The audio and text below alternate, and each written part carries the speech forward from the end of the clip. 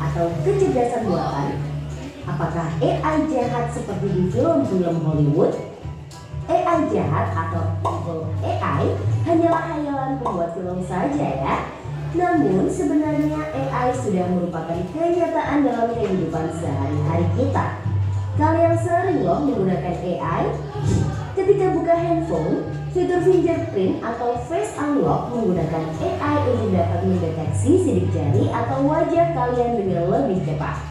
Ketika googling, adanya AI akan memberikan hasil pencarian yang lebih sesuai dengan minat dan kebutuhan kalian. AI juga banyak digunakan pada berbagai aplikasi loh. Contohnya fitur deepfake pada Facebook yang mampu mengenali wajah yang ada di dalam foto. Filter foto juga menggunakan AI agar dapat menyesuaikan dengan bentuk wajah. Kalau kalian terbiasa nonton atau like konten K-pop misalnya, akan muncul rekomendasi konten yang enggak jauh-jauh dari K-pop juga.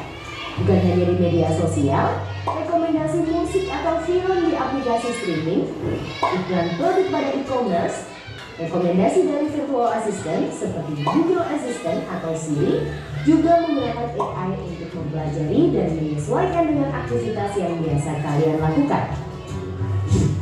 AI juga ada pada Google Maps untuk menganalisis rute yang paling cepat dan perkiraan waktu yang dibutuhkan. Pada game online, AI dipakai untuk mengendalikan permainan bot dan membuat karakter serta grafis permainan menjadi lebih hidup dan realistis. Lalu, apa itu AI? AI atau Artificial Intelligence atau kecerdasan buatan adalah sistem yang memungkinkan mesin atau komputer untuk berpikir, belajar, dan melakukan tugas seperti manusia. Istilah AI muncul pada tahun 1956 dalam konferensi Dartmouth yang diinisiasi oleh John McCarthy, seorang ilmuwan komputer asal Amerika Serikat. Di antaranya ada 4 teknik dasar pada AI, yaitu searching, reasoning, planning, dan learning. Searching adalah teknik menemukan langkah-langkah yang sistematis untuk mencapai suatu tujuan atau solusi. Contohnya AI pada Google Maps. Reasoning adalah teknik menarik kesimpulan berdasarkan fakta-fakta yang ada. Contohnya AI pada aplikasi pendiagnosa penyakit. Planning adalah teknik memecah masalah kompleks ke dalam sejumlah operasi yang lebih sederhana. Contohnya AI pada mesin perakitan kendaraan. Learning adalah teknik mengajarkan pola-pola data untuk memperoleh pengetahuan. Contohnya AI pada sistem mobil tanpa pengemudi. Lalu, apa saja ya keunggulan menggunakan AI? AI dapat menyelesaikan tugas dengan cepat dan efisien sehingga dapat menghemat waktu dan sumber daya. AI dapat menganalisis data yang besar dan kompleks serta menemukan pola dan tren dari data tersebut.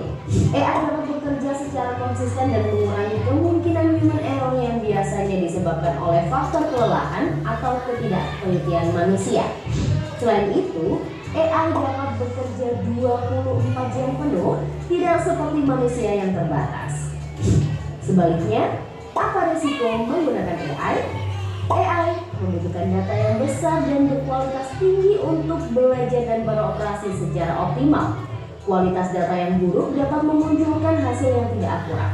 Lalu, analisa atau rekomendasi yang diberikan oleh AI juga akan mengandung bias pada data yang diberikan kepadanya.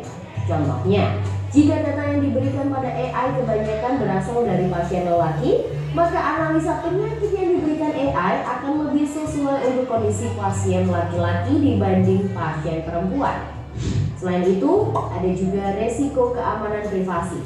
AI dapat merekam informasi pribadi dan segala aktivitas di dunia online. Data-data tersebut dapat disalahgunakan untuk tindakan kejahatan.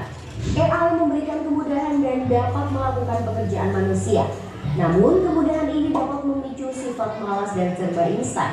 Selain itu, orang bisa saja kehilangan pekerjaan karena digantikan oleh AI. Contohnya, pekerjaan customer service yang mulai digantikan dengan chatbot AI. Selain digunakan dalam kehidupan sehari-hari, AI juga dimanfaatkan dalam berbagai bidang. Di bidang kesehatan, AI dapat digunakan untuk membantu dokter membuat jadwal temu, mendiagnosis awal penyakit, dan merekomendasikan obat atau terapi tertentu. Di bidang keamanan, AI digunakan dalam kamera untuk mendeteksi adanya aktivitas yang mencurigakan. AI juga digunakan dalam keamanan cyber untuk mendeteksi serangan di dunia maya. Di bidang keuangan, AI digunakan untuk menganalisis tren pasar, memprediksi perubahan, dan mengelola risiko investasi. AI juga dapat membantu dalam mendeteksi transaksi keuangan yang mencurigakan.